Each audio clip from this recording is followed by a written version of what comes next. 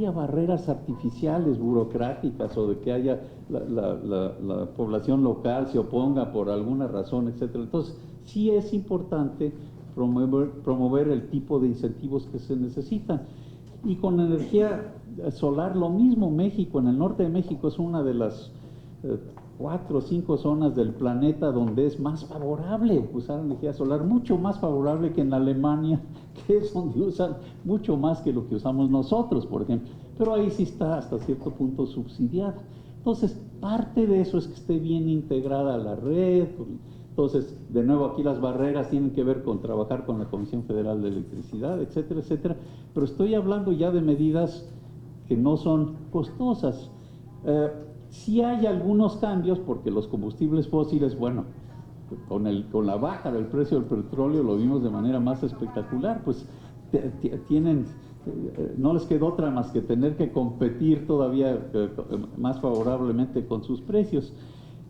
Pero a pesar de eso, hay cierto tipo de medidas que puede tomar nuestro país a muy bajo costo, por lo menos para estar preparado para usar las nuevas tecnologías, que tengamos una población educada, etcétera, etcétera. Entonces, además de las medidas que claramente ya son rentables, hay otras que nos cuestan muy poco, pero que nos preparan para estos cambios enormes que vienen.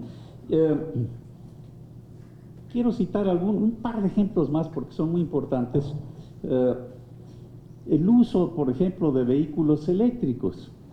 Resulta que tenemos problemas serios de calidad de aire aquí en el Valle de México y en otros sitios. Entonces, ya desde el año pasado ya hay transporte público a precios competitivos, todavía más baratos inclusive que algunos de los camiones a diésel convencionales, pero que son eléctricos. Entonces hay que estar al día con la tecnología de punta, y eso no es suficiente, hay que a su vez generar la electricidad con energías renovables. Pero nos podemos preparar, aunque todavía no tengamos ese tipo, todavía tanta energía renovable como es necesario.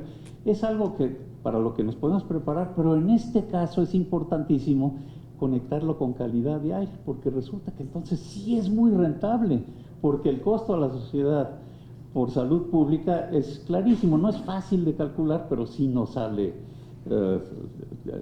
evidentemente salimos ganando. Por cierto, eso es lo que movió a China a que participar de una manera tan activa en estas negociaciones de cambio climático. Fue su calidad de aire en ciudades como Beijing, etcétera, donde el cielo es gris. Los niños no saben que el cielo es azul ahí porque pues nunca aparece de ese color, ¿no? Entonces, lo que tenemos que hacer es no solamente ver cambio climático como una cosa aislada, sino en conjunto con otros aspectos del funcionamiento de la sociedad que nos ofrecen una mejor calidad de vida. Y pongo un último ejemplo importante en este contexto, que es el de deforestación. Claramente combustibles fósiles, lo que es evidente, porque pues, eso emite dióxido de carbono, sobre todo, que es el gas más importante que ocasiona el cambio climático. Sabemos que hay otros de vida corta, muy importantes, porque lo que se puede hacer con dióxido de carbono nos vamos a tardar algo. Entonces hay que hacer cosas con metano y con carbono negro. Eso es otro tema, pero por fortuna México también se está comprometiendo a hacerlo.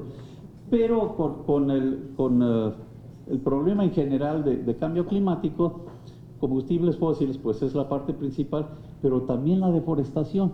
Pero aquí hay que reconocer, el problema científicamente es un poco más complicado. No todos los bosques ayudan al cambio climático, etc. Pero es importantísimo para preservar la biodiversidad. No cabe duda que para la protección del planeta también tenemos que proteger a los bosques. Y eso, por ejemplo, en Brasil pues se ha comprobado. Por eso hay dinero internacional, el Red Plus, que les ayuda a que no, con inversiones extranjeras, para que no estén acabando con el Amazonas. Bueno, pues tenemos ejemplos de ese tipo que tenemos que aprovechar en México. Y tenemos el ejemplo de la leña, por ejemplo, del uso de leña, que es muy interesante. Resulta que uno de los problemas graves asociados con el uso de la leña es calidad de aire interior. Entonces, esas estufas obsoletas, pues eso tiene un impacto enorme en el crecimiento de los niños, eso está muy comprobado. Entonces, ¿por qué no aprovechar y mejorar las dos cosas al mismo tiempo? Pero hay que dar soluciones atinadas, soluciones en las que ayude uno a la población, etcétera, etcétera. y en la que todos podemos salir ganando. No es trivial, porque por ejemplo México tuvo un programa en que se regalaron estufas, pero si no se hace el trabajo social muy claro, pues las estufas acaban utilizándose como muebles, porque la gente quiere seguir cocinando pues como está acostumbrada a hacerlo. Entonces, sí es posible hacer esto. Hay un programa enorme en la India, por ejemplo. Yo tengo muchos amigos que trabajan en esto. Entonces, es el tipo de cosas que tenemos que mejorar en México. Hacer este tipo de cosas, pero hacerlas bien. Insisto, tomar en cuenta el problema del cambio climático en el contexto del desarrollo económico del país y de mejorar la calidad de vida y considerar otros aspectos sociales, pero sí el gobierno juega un papel importantísimo, pues ofreciendo los incentivos necesarios. Y nada más termino con un punto adicional, que es este. México ya tiene un precio, ya tiene un mecanismo para que haya un precio a las emisiones, pero esto no lo podemos exagerar.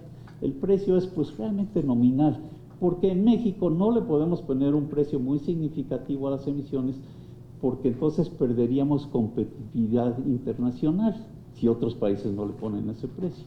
Lo que está muy claro, de acuerdo con los economistas expertos en esto, es que el próximo paso de negociación internacional, que sería el más inteligente, es que se le pusiera un precio, pero a nivel internacional.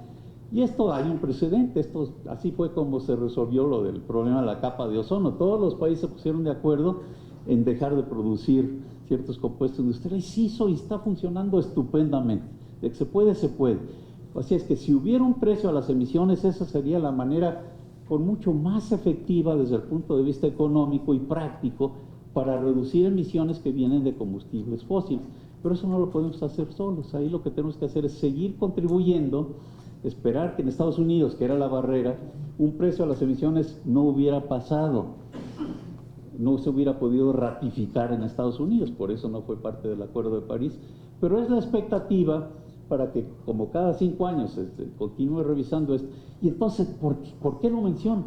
Porque en México tenemos que estar preparados para esa posibilidad, que es muy probable, porque eso es lo que realmente va a resolver el problema de combustibles fósiles, y entonces no podemos esperar que nos llegue de sorpresa, que de repente tengamos que pagar, porque nos conviene, porque somos un país vulnerable, un precio al que no habíamos considerado. Entonces, parte de los planes del país, de las empresas, del gobierno, etcétera, tiene que tomar en cuenta esta gran posibilidad de que en un futuro no muy lejano ya va a haber un precio, y consecuentemente un precio a las emisiones, pues nos conviene meterle todavía más fuerza a las energías renovables, la eólica, la solar, y hidroeléctrica, geotérmica, etcétera. Todo eso lo estamos haciendo, pero tenemos que asegurarnos de que se haga con mucho cuidado, sin desperdiciar recursos, porque a la larga nos conviene. Muchas gracias, doctor Molina.